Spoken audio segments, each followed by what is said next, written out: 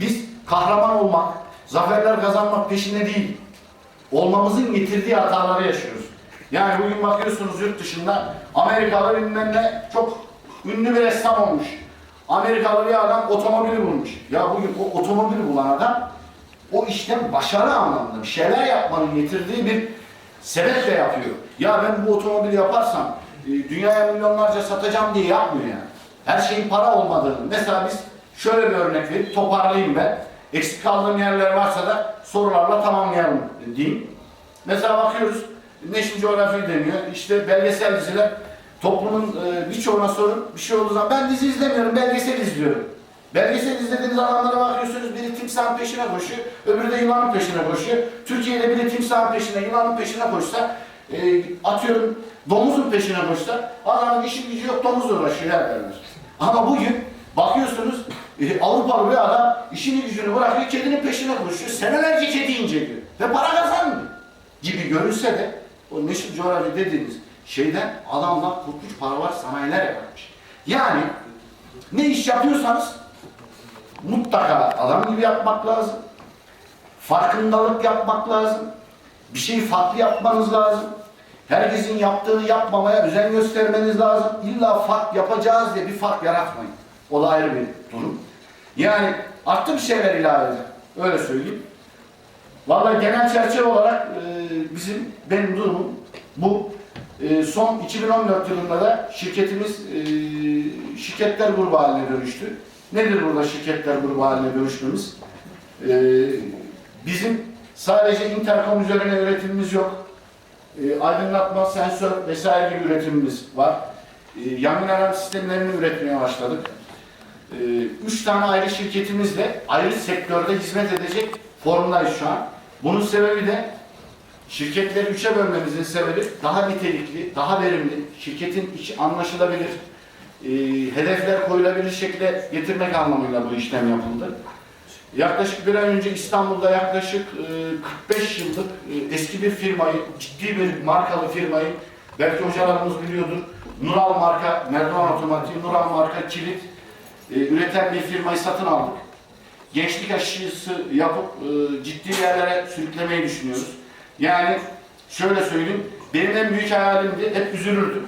Şu andaki sektörümde en genç patron benim. Yani rakiplerimin arasında. Hepsi 55-60 yaşında, ben gençtim. Geç başladım. Aramızda en yakın rakibimle 10-15 senelik bir mesafe vardı. Bunu kapatmak için gece gündüz durmaksızın, abartmadan söylüyorum.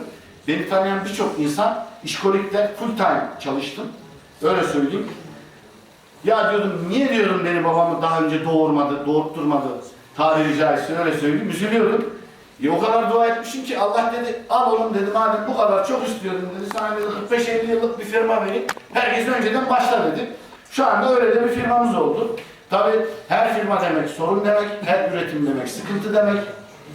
Bu sıkıntı, bu sorunları aşmak için unutmayacağınız başka bir benim tavsiyem genelde bir kural daha söyleyeyim. Asla vazgeçmeyeceksiniz. Vazgeçenler kaybedenlerdir diyor.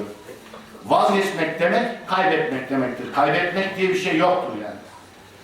Her zaman hayat olumsuzluklardan ibarettir. Hayat iniş çıkışlıdır. Kendinizi bu anlamda şanssız görmeyin. Asla hiçbir şey tesadüf değildir. Bizim toplumumuzda genel yargı şu anlamda ilerler. Ya adamın şansı yerindeydi, köşeyi döndü. Adamın kısmeti açıktı, Allah ya yürü kulum dedi. Öyle bir şey yok arkadaşlar. Ben çevremde kimseyi görmedim. Yani hiçbir başarı tesadüf değildir. En azından kendi içinize bakın. Sınıfta 30 tane talebe içinde 2 tane, 3 tane, 5 tane derse asılan varsa o arkadaşlar mutlaka bir yere gidiyor. Derse asılmayıp da başka yönde yeteneği olan, bu ticaret olabilir, sanat olabilir, o konuda yeteneği varsa onun üstüne yükleniyorsa o da başarılı olup gidebilir. Yani sonuçta hiçbir şey tesadüf değil. Hiçbir şey kendiliğinden asla olmuyor. Yani bu anlamda kimsenin kendi kendine üzülmesine gerek yok. Bir de ben şöyle bir ilavede bulunayım. Birçok kişi belli yerlere gelmiş, belli ekonomik gücü kazanmış, belli hayat standartlarını yakalamışlara şu yakıştırma yaparlar. Kesin dolandırdı ya. Kesin arkasında biri var. Kesin devlet destekliyor. Kesin şucu, kesin bucu. Kesinlikle öyle bir şey yok kardeşim. Şucu bucu bile mücadele veriyor. Şucu bucu bile olmak bir bedel vermektir yani. yüzden asla ve asla vazgeçmeyin diyorum. Her sıkıntı her başarıyı getirir. Yani ben bu işi yapamadım dediğiniz anda başarılı oluyor. Edison'un hikayesi gibi, yani işte ampulü nasıl buldun diyor. 600 kere denedik, o kadar başarısız mıydınız diyorlar. Yo diyor, her denememde diyor olmayacağını gördüm diyor, o da diyor başarıydı diyor. Yani denemekten, bir şeyler yapmaktan vazgeçtiğiniz anda başarısız olursunuz. Tabi burada hedefler ve amaçların iyi belirlenmesi lazım. Hedef